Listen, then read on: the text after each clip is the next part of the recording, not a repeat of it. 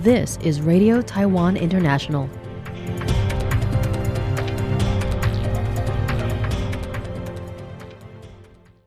Welcome to the news on Radio Taiwan International. I'm Michelle Chang coming to you from Taipei, Taiwan. We begin with a look at today's top stories for Friday, July 25th.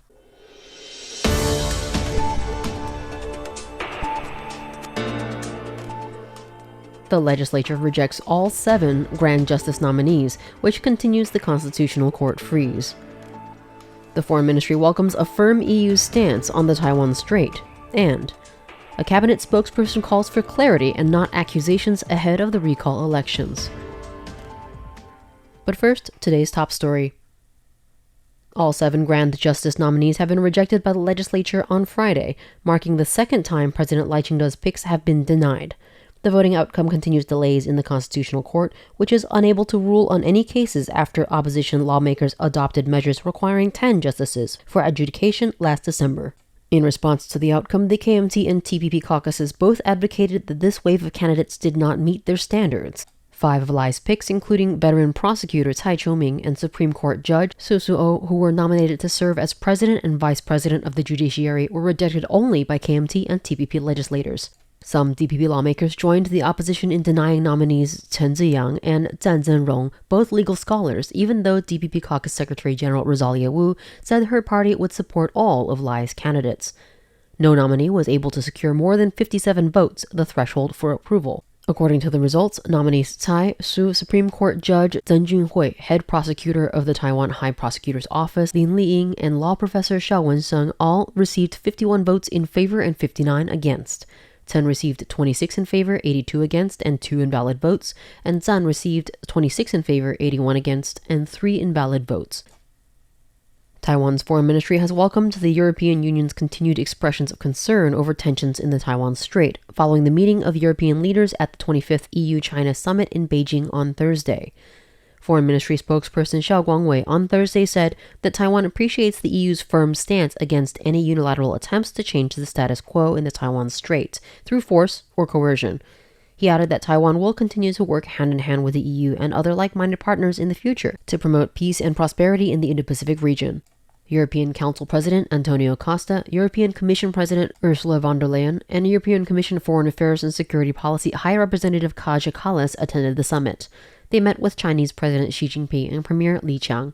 Xiao says that the EU has continuously voiced concern over Taiwan's strait stability in recent years. The European External Action Service, or EEAS, has issued 3 statements since May last year in response to China's large-scale military exercises around Taiwan, stating that peace and stability in the Taiwan Strait are of direct interest to the EU. Xiao also pointed out the European White Paper for Defense, released in March, which warned of China's escalation of coercion against Taiwan, and further emphasized Taiwan Strait peace and stability as of vital importance to Europe. Following the summit, the EU reiterated in a press release that it follows its own One China policy and expresses concern about the increasingly tense situation in the Taiwan Strait.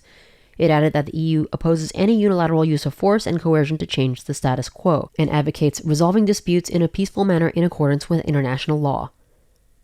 Cabinet spokesperson Michelle Lee responded to rumors and backlash surrounding certain polling locations for Saturday's historic recall vote, calling on all parties to avoid causing confusion or uncertainty ahead of the vote. Recent online rumors alleged that some polling stations for the recall vote included places like empty houses and construction sites. Responding to this, Premier Zhou Rongtai instructed the Central Election Commission, or CEC, to strengthen communication about polling locations, especially concerning any location changes. Taichung City Mayor Lu Xiuyin then accused Zhou of participating in rumor-mongering ahead of the recall. Li says that some polling locations were changed per CEC reports. She says the cabinet's position is to support the CEC in accordance with the law, emphasizing that people have the basic right to participate in fair elections and recalls.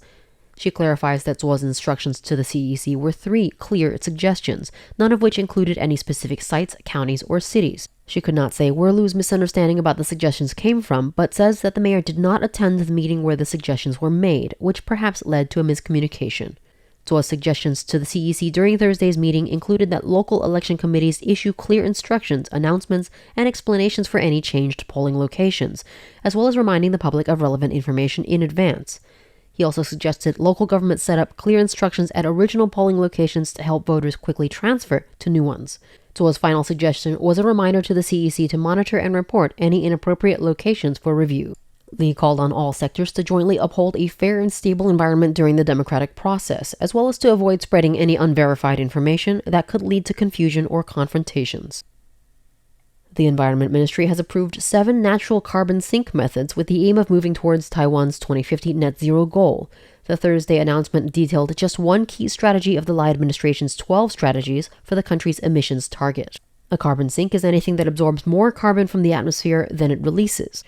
The 7 carbon sinks will focus on the restoration of seagrass and mangrove ecosystems, new forest establishment, old forest and bamboo grove management, and the improvement of agricultural soil care. Grassland cultivation as a carbon sink plan is still under review. Regarding how much this carbon sink strategy can help move towards the net zero goal, Environment Ministry Climate Change Office Director Cai Ling-yi spoke in a Friday interview. Many non-governmental organizations and scholars are worried that the mangrove project will be exploited to obtain carbon rights. They're also concerned because if mangroves are planted too densely or in the wrong place, the ecology will be impacted. Therefore, the Environment Ministry only currently regulates artificial wetlands, which are more suitable for this mangrove project. She stated that it remains to be seen how effective the application of this project will be. According to ministry statistics, there are currently only 3 natural carbon sink projects in progress, all of which are afforestation-based activities. 2 other afforestation projects and a plan to strengthen forest management are under review and awaiting application. Vice President Hsiao Bi-khim says that U.S.-Taiwan negotiations are still continuing in Washington to achieve the best deal for Taiwan's current industrial interests and future bilateral cooperation. Her statement came during a speech at the 26th Chinese National Association of Industry and Commerce, CNAIC, conference on Friday. Xiao's speech took into account the current state of unrest in the world, saying that, unlike in the past, Taiwan would take action and leverage its bargaining chips and policy in the face of global trade wars. She also commented on the state of tariff negotiations with the United States, praising the negotiation team and their continued efforts abroad. They have a strong fighting spirit, sense of responsibility and mission. They work almost 24 hours a day to achieve trade balance and protect Taiwan's industrial interests, and to deepen Taiwan-US cooperation in various fields, like technology, economy, and industry. The vice president noted that Taiwan has signed trade deals with various countries, including Canada and the UK, in addition to its southbound policy promotion. These deals all demonstrate the willingness of other countries to work with Taiwan amid current global economic pressures. Despite the challenges of the past year and Taiwan's position in a geopolitically sensitive region, Taiwanese companies have repeatedly stepped up, strengthening Taiwan's global industrial presence. She hoped that in the future the private and government sectors will work together to face challenges. Before the conference, CNAIC Chairman Thomas T.L. Wu reiterated hopes that Taiwan's negotiators can keep Taiwan's final tariff below that of regional competitors like Japan and South Korea. However, he also said that despite uncertainties about Taiwan's economic growth in the second half of the year, Taiwan's strong export market should keep speculation from becoming overly pessimistic. Taiwanese scholars are viewing U.S. President Donald Trump's recent executive order on AI as a significant opportunity for Taiwan's tech industry. On Wednesday, President Trump signed the order to launch a sweeping AI action plan aimed at accelerating the development of artificial intelligence through deregulation, streamlined exports, and expanded energy for data centers. The executive order includes 90 recommendations and directs agencies, including the Federal Trade Commission, or FTC, and the Federal Communications Commission, or FCC, to identify and eliminate regulations that could hinder the development and application of AI. It also seeks to loosen export controls on U.S. AI technologies. Fujian Catholic University AI Development Center head, Professor Xie Chang, says the plan spans both hardware and software and that Taiwan must clearly define its role in order to stay competitive. Xie believes the overall impact on Taiwan will be positive. DBS Group economist Ma Tieying says that while the U.S. has some capacity for semiconductor processes, it lacks domestic capability in advanced 3-nanometer chips and remains heavily reliant on Asia, particularly Taiwan, for electronics manufacturing. Thanks for joining me for the news. I'm Michelle Chang. Stay tuned for another 50 minutes of English language features brought to you by Radio Taiwan International.